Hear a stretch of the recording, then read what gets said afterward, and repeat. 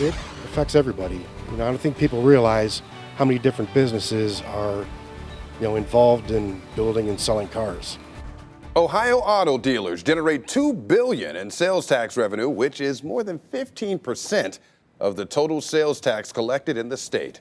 They also employ about 55,000 people. But this year, dealers have been on a ride, facing sales and inventory challenges. As they begin to rebound, they told Bob Jones about their hopes and their fears.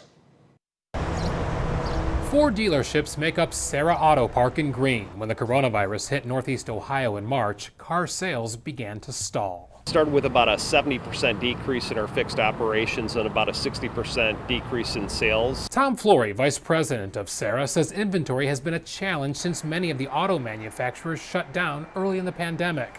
The number of cars on the lots, normally at 2,000, is now around 500. It's a balancing act of when's the right time for people to come back, when will we have the right amount of inventory where we can run efficiently for consecutive months.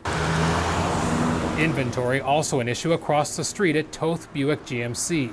This lot, usually filled with vehicles, is mostly empty, and new car sales are down about 20%. At one point, we were down, new car inventory down, probably had about 30 to 40% of the inventory that we normally carry. One example of the inventory struggle involves Toth's biggest seller, trucks. Normally, there are about 25 to 30 of them on the lot. During the pandemic, that number dropped to 3 or 4.